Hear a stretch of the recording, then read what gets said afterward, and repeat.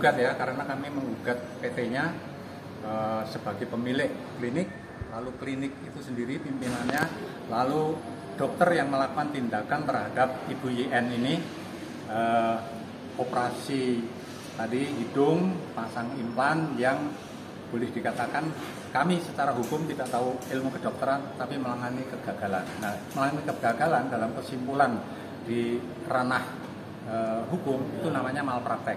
Makanya kami di Pengadilan Negeri Jakarta Selatan ini kami mendaftarkan gugatan di bawah rol perkara 886 PDTG 2024 PN Jakarta Selatan, di mana dari akibat klien yang dilakukan tindakan operasi rinoplasti ini, implan menjadi keluar, ada pendarahan melalui hidung menurut keterangan klien, lalu infeksi, lalu posisi hidung tidak simetris, itu akibat dari tindakan yang dilakukan oleh dokter DM. Di mana saya kasih bocoran bahwa di klinik tersebut saya membaca link beritanya bahwa ada seseorang yang sedot lemak di situ lalu yang mengalami meninggal dunia. Nah, itu nggak tahu prosesnya sampai di mana.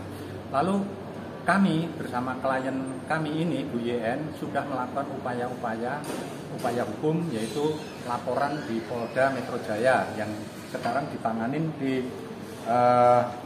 Renata ya, Subdit Renata. Lalu yang kedua, pada tanggal 25 Juli 2024 itu mengadukan di Majelis Kehormatan Disiplin Kedokteran Indonesia MKDI. Sudah ya MKDKI. Lalu pada tanggal 21 Agustus 2024 kami mendampingi beliau sudah dipanggil sidang untuk memberikan keterangan-keterangan pengaduan, menceritakan peristiwa awal sampai akhir, sampai diangkat implannya itu oleh Majelis Pemeriksa Kehormatan MKDKI. Lalu yang kedua, jadi dari dua upaya tadi, yang terakhir adalah upaya gugatan perdata, perbuatan melawan hukum dan tuntutan ganti rugi. Kami merasa klien kami ini membayar biaya konsultasi, membayar biaya tindakan operasi, naik pesawat PP Palembang Jakarta, berbela pengobatan, biaya hotel, biaya transportasi lokal, itu kurang lebihnya ya 220 juta.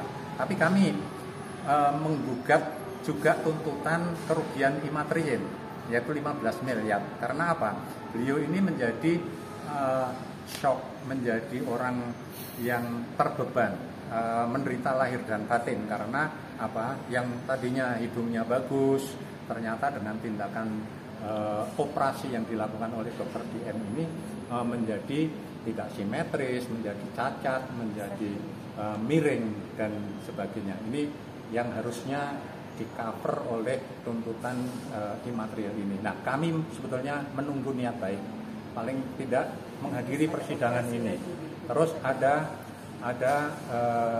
nanti di mediasi kita dibicarakan. Jadi kami sangat menunggu etika baik dari klinik yang dimana dokter DM ini berpraktek. Mungkin bisa ditanyakan kepada Bu YN tersebut. Bu, bisa dijelaskan Bu kronologis awal kejadiannya Bu seperti apa Bu? Awal kejadiannya ya saya tahunya klinik ini kan dari media sosial kan, TikTok kan iklan keluar terus kan.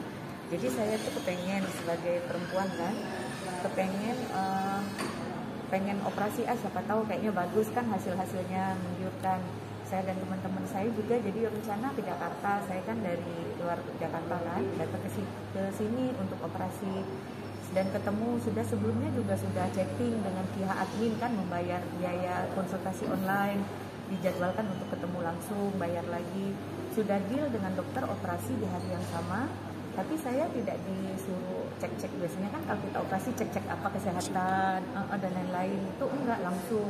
Cuma ditanya aja ada apa namanya kayak riwayat alergi, riwayat. ada penyakit apa, cuma itu doang kan. Nah jadi sudah setelah hasilnya itu, setelah operasi ini masuk ruang operasi kan, maaf saya cerita kronologis kan. Setelah dioperasi itu hasilnya kok saya dibangunkan kan, saya dibius tidur kan, dibangunkan sebentar, disuruh bangun, saya kok hidungnya lucu kayak perosotan, menurut saya kan perosotan anak itu agak nggak belum begitu kelihatan kalau miringnya. Jadi saya disuruh tidur, setelah bangun saya sudah diperban hidungnya, jadi nggak bisa lihat lagi kan. Setelah seminggu kemudian dibuka perban, baru kelihatan miring itu. Jadi saya shock lah, karena saya kan pengennya klinik kecantikan kan buat cantik ya, otomatis kan, bukan malah yang dari hidungnya bagus menjadi jelek, jadi jebol kayak gitu. Nah akhirnya setelah itu saya sakit terus kan, berdarah, bengkak dan lain-lain. Saya memberikan review itu, saya kan memberikan review kalau seperti di Gojek ya, kalau kita naik Gojeknya bagus, mobilnya bersih, orangnya apa istilahnya, drivernya bagus, mobil bersih, kita penilaian kan ngasih bintang 5 kan. Kalau misalnya jelek, ugal-ugalan, kotor, kita ngasih bintang 1 kan, itu nggak bakalan disomasi kan sama Gojek, malah terima kasih atas masukannya, benar nggak Mas ya? Nah jadi ini saya memberikan review karena disuruh memberikan review hasil operasi dokter tadi kepada saya memberikan, karena miring, jebol, saya ngomong apa adanya kan, sesuai fakta, tidak dikurangi atau dilebihkan, saya malah disomasi dalam keadaan saya lagi sakit. Makanya saya ditelepon sebagai berempati kan, kemanusiaan kan, nanya gimana Bu sakitnya, atau diberikan obat, dikirimi obat. Ini enggak, malah saya disomasi 2 kali, diberikan surat somasi kayak gitu. Gimana keadilan kan, saya lagi sakit, hidung saya kayak gitu. Nah sampai sekarang ini pun saya nih mau mencari keadilan untuk diri saya kan. Selama 2 tahun ini saya berobat kemana-mana kan, buat uang sendiri. Terus kemarin saya juga berobat nyabut implan itu sampai berapa puluh juta kan, belum orang tua saya bantu pesawat, hotel. Ini pun tidak bisa dipasang lagi karena bentuk hidung saya jadi miring dan di dalamnya kayak ada daging, kayak nggak beraturan, jelek hidungnya. Jadi harus operasi lagi setelah 6 bulan setelah hidung saya yang sekarang ini bagus kan. Nah itu pun perlu biaya-biaya lagi, makanya saya ini mau minta keadilan untuk diri saya kan. Selama ini saya menanggung banyak penderitaan dan lain-lain, dokternya malah tidak ada ini kan, tidak ada inisiatif memberikan jalan solusi terbaik untuk saya. Kita sudah kirimi surat mediasi tapi tidak diindahkan juga, tidak ditanggapi. Makanya saya minta tolong sama tim pengacara saya yang sekarang untuk mencari keadilan lewat perdata ini ya Pak ya. Seperti itulah kira-kira saya ingin mencari keadilan. Berarti belum ada konfirmasi etiket baik dari klinik sendiri ya Bu ya? Belum ada, sampai sejauh ini kita minta mediasi, kirim surat mediasi 2 kali, belum ditanggapi, nggak diindahkan. Malah saya dilaporkan balik ya Pak atas undang-undang ITE yang saya bilang saya memberikan nilai tadi kan. Padahal itu harusnya katanya tim, ada polisi yang di sana yang memanggil saya datang, tidak termasuk dalam undang-undang ITE karena bukan di media sosial kan, itu di link mereka sendiri kan. Dan saya ngomong apa adanya, lebih ke curhat, tidak termasuk kalau ada polisi yang ngomong ke saya kayak gitu di situ. Jadi memang saya dilaporkan lagi, saya disomasi berkali-kali dan itikat baik dari mereka juga belum ada sampai saat ini, belum menghubungi saya. Yang ada saya disomasi berkali-kali dari lewat hukum. Saya sudah parah kan, sampai sekarang pun saya malu kemana-mana harus pakai begini kan, karena bentuk hidung saya yang sudah, maaf dalam tanda kutip itu sudah nggak enak dilihat daripada sebelumnya yang bagus, nggak ada masalah seperti itu. Kak, mau konfirmasi sebelum operasi kemarin ini ada sempat menandatangani perjanjian kalau ada apa-apa nggak bisa nuntut pihak klinik atau seperti apa? Apakah kalau ada? Tidak ada seperti itu, cuman saya kan yang megang kertas kayak gini, susternya kan ada sakit apa Kak, asma atau apa nggak ada, udah saya tanda tangan, nggak ada di situ. Saya kan nggak baca semua kan, nggak ada ditanyain Kak ini ada, dijelaskan di situ Pak Bareng ya. Iya perjanjian tidak ada, tidak diucapkan. Jadi saya juga kan disuruh tanda tangan aja, tidak disuruh baca, saya tanda tangan karena saya ngejar waktu, katanya harus segera ke atas kan. Tidak ada di situ yang masalah tadi. Tambahan dari sidang ini sebagai korban yang diharapkan apa sih Kak? Kalau dengan tim kita Pak ya, saya pertanggungjawaban ya dari dokter kan.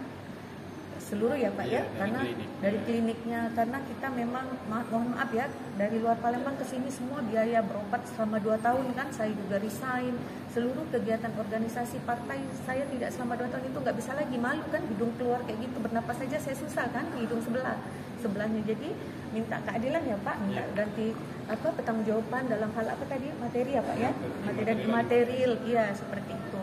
Untuk lebih jelasnya mungkin tim kuasa hukum saya yang lebih paham kan mengenai mungkin itu. prosedur sidang mungkin Pak Karin bisa jelaskan. Itu sidang pertama nggak hadir, dipanggil lagi, lalu nanti sampai ketiga kali dihadir, lalu ada mediasi mungkin Pak Karin.